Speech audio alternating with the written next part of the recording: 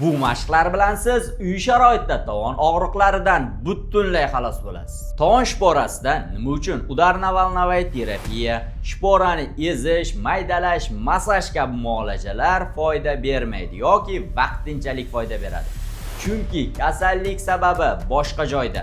Tovon og'riqlarining turlari nima hisobiga kelib chiqadi, kasallikning asl sababi qayerda? Bular haqida oldingi videoda batafsil ma'lumot berganman.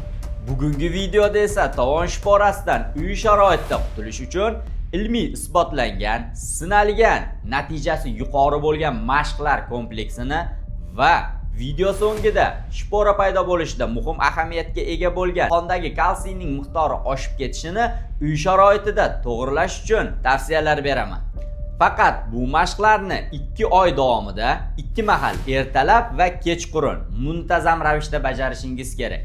Agar tavsiyalarimga to'liq rioya qiladigan bo'lsangiz, mashqlarni bajarish davomida og'riqlar kamayadi, shpora kichrayadi va 2-oy oxiriga borib shporadan butunlay xalos bo'lasiz. Mashqlar nimaga yordam beradi?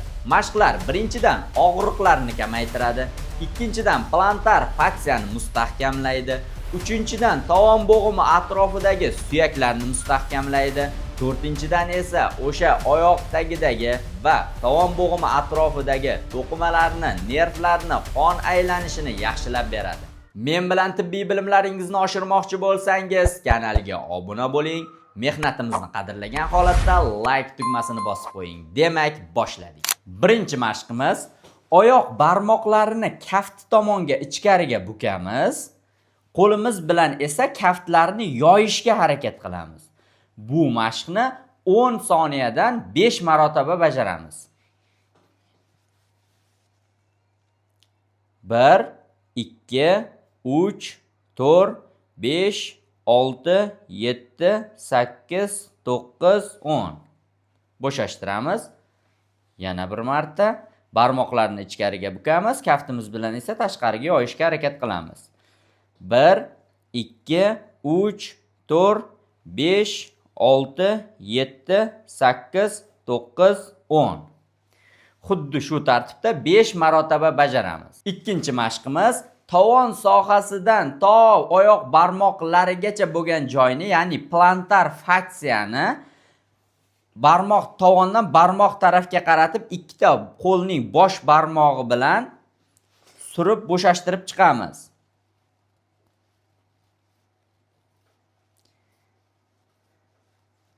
Barmoq tarafga qaratib suramiz, keyin tovon tarafga qaratib tortamiz. Bir marta borib kelganda 1 sanaladi. Xuddi shu tartibda 10 marotaba bajaramiz.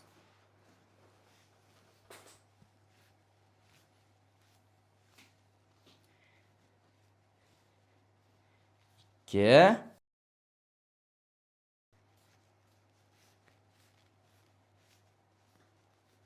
3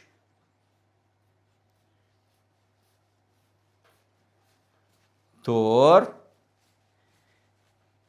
qayerdadir og'riqli joy to'g'ri keladigan bo'lsa, o'sha joyda to'xtab, qo'limizni chuqurroq botirgan holatda yengil ezib massaj qilamiz.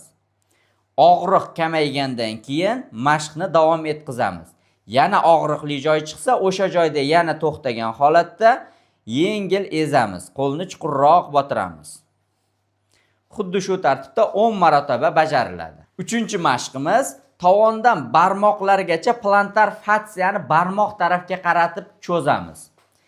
Ya'ni tovonni oldidan og'riq bo'layotgan joydan ushlaymiz va barmoq tarafgacha qattiq cho'zib boramiz. Xuddi shu tartibda 10 marotaba bajaramiz.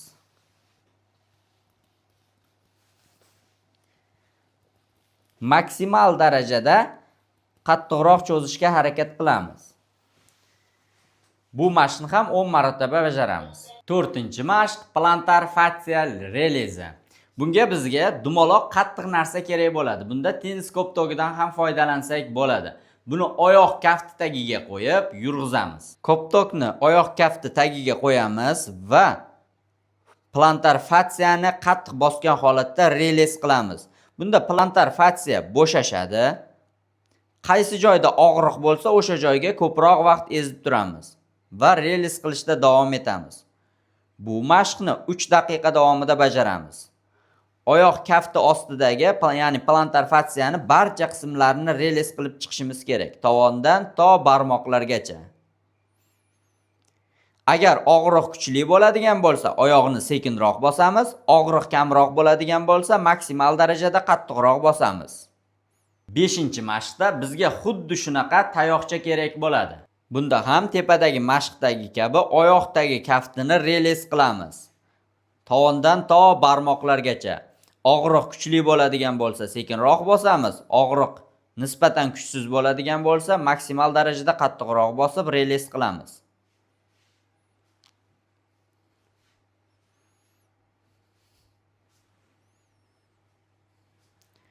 Buni 3 daqiqa davomida bajaramiz.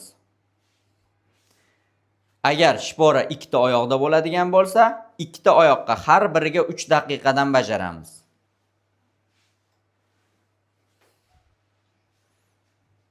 6-mashqda bizga dumaloq bo'lgan tosh yoki boshqa predmetlar kerak bo'ladi va uzunchoq ruchkaga o'xshagan narsalar kerak bo'ladi. Bu mashqda bu predmetlarni bir joydan olib ikkinchi joyga qo'yish kerak bo'ladi. Bunda oyoq kaftlari barmoqlari orqali olib qo'yiladi. Butun e'tibor oyoq tagida, barmoqlarida bo'ladi. Bunda nerv boshqarilishi, muskullar fatsiyalarning tiklanishi tezlashadi. Bunda kamida 20 ta predmetni bir joydan ikkinchi joyga olib qo'yish kerak bo'ladi. 7-mashqda bizga sochiq va bitta og'irroq predmet kerak bo'ladi. Bu mashqda sochiqning bir uchiga og'irroq yuk qo'yiladi, ikkinchi uchidan esa oyoq barmoqlari orqali o'zimizga tortamiz. Bunda ham oyoq pastidagi fatsiyalar, muskullar faol tarzda qatnashadi va tiklanishni tezlashtiradi. Xuddi shu mashqni 5 marotaba takrorlaymiz har bitta oyog'imizda. Keyingi mashqda bizga koptokcha kerak bo'ladi. Bu mashqda koptokchani tovon suyaklari orqali mahkam qisamiz va oyoq uchlariga tayangan holatda tovonimizni maksimal tepaga ko'taramiz va ko'targan holatda 5 soniya ushlab turamiz. 1 2. Bunda koptokchani faqat tovon suyaklari orqali qisishimiz kerak bo'ladi. Xuddi shu mashqni 10 marotaba bajaramiz. Tovonni tepaga ko'targanimizda 5 soniya ushlab turamiz. 9-mashqda bizga g'isht shaklidagi predmet kerak bo'ladi. Bunda biz oyoq barmoqlarini g'isht ustiga chiqaramiz va oldinda biror narsaga tayangan holatda tovonlarimizni maksimal yerga tekkizishga harakat qilamiz. Bunda boldir muskullari maksimal cho'zilishi kerak bo'ladi. Oxirigacha maksimal cho'zganimizda ham tovonlarimiz yerga tegmasligi kerak. 1 daqiqa davomida xuddi shu holatda turamiz. 10-mashqda ham bizga xuddi o'sha g'ishtlar yordam beradi. Keyingi mashqda axil payi cho'zilishi kerak bo'ladi. Bunda oldingi mashqdagi kabi oyoq barmoqlarini g'isht ustiga chiqaramiz. Faqat undan farqi tizzalar oldinga ozgina bukilgan holatda bo'ladi va ikkinchi oyoq havoda ko'tarilgan holatda bo'ladi. Shu holatda axil payi maksimal darajada cho'ziladi. Bunda ham har bir oyoqqa 1 daqiqa davomida turamiz. 11-mashq uchun bizga rezina kerak bo'ladi. Rezinani oyog'imizni kaft sohasi barmoqlari yaqiniga ildiramiz. Qo'limiz bilan mahkam tortgan holatda oyog'imizni cho'zamiz. Bunda tizza bukilib ketmaslik kerak, ya'ni oyoqning orqa tarafi maksimal cho'zilishi kerak bo'ladi.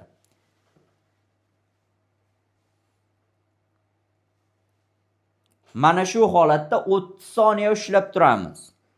Keyin bo'shashtiramiz. Yana xuddi shu tartibda 30 soniya ushlab turamiz. Yana bo'shashtiramiz. O'ng oyoqqa 5 marta, chap oyoqqa 5 marta 30 soniyadan xuddi o'sha mashqni bajaramiz.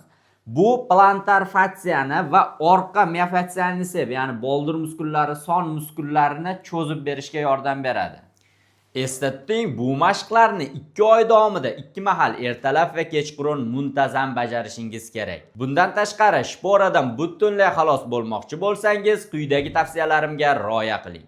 Birinchi tavsiyam, agar tovon sohasida vaspaleniya, ya'ni yallig'lanish borligiga shubha qilsangiz, Capsaicin tarkibli mazlardan foydalaning. O'zbekiston aptekalarida Nice Plus, Capsicum kabi mazlardan foydalansangiz bo'ladi. Ikkinchi tavsiyam, uyda ko'p yuriladigan joylarga ortopedik kovriklardan va ortopedik oyoq kiyimlardan foydalaning. Uchinchi tavsiyam, qon tarkibini to'g'irlash. Kalsiy normada qonda ma'lum miqdorda bo'ladi va boshqa qismi suyakka to'planishi kerak bo'ladi. Agar organizmda magniy, K2, D3 kabi elementlar, vitaminlar yetarlicha bo'lmasa, kalsiy qonda qolib ketadi, suyak to'qimasiga, hujayralarga o'tishi buziladi va qonda miqdori ko'payib ketadi. Bu ko'paygan kalsiy miqdori o'tda tosh to'planishi mumkin, buyrakka tosh to'planadi va agar tovon sohasida muammo bo'ladigan bo'lsa, o'sha joyda shpora hosil bo'lishiga sabab bo'ladi. Uy sharoitida bu qondagi kalsiyni keraksiz joylarga emas, kerakli joylarga o'tkazish uchun magniy sitrat tabletkasini 200 mg dan 2 mahal ertalab va kechqurun ovqat vaqtida 1 oy qabul qilasiz. K2 va D3 vitaminini kompleks, ya'ni kombinirованный variantini ertalab soat 9 gacha 20 ming единица xalqaro birlikdagi dozasi qabul qilinadi. 20 ming xalqaro birlik D3 siz uchun ko'plik qilmaydi. Sababi 40 daqiqa quyoshda yurganimizda tabiiy holatda 20 ming единица D3 qabul qiladi organizmimiz. Buni ham 1 oy davomida qabul qilasiz. Bundan tashqari, uglevodlar miqdori qonda ko'payib ketadigan bo'lsa, vaspaleniya, ya'ni yallig'lanish jarayoni tezlashib ketadi. Yallig'lanishni sekinlashtirish uchun esa uglevodli dieta qilishimiz kerak. Ya'ni ovqatlarimizda uglevod ko'p saqlaydigan ovqatlarni yeyishni cheklashimiz kerak. Tovon shporasining bundan tashqari bel, bo'yin grijalari, sidalishning nerv, ichki organlar, simpatik va parasimpatik nervlarga bog'liq turlari ham bor. Agar siz yuqoridagi mashqlarni, lecheniyalarni olgansiz, lekin sizda effekt bo'lmayotgan bo'lsa, og'riqlar kamaymayotgan bo'lsa, shpora so'rilmayotgan bo'lsa, demak sizda sabab boshqa joyda. Tovon og'riqlarini sizni qiynab yuborgan bo'lsa, quyidagi raqamlarga murojaat qiling. Biz kasalligingiz sababini topib davolaymiz.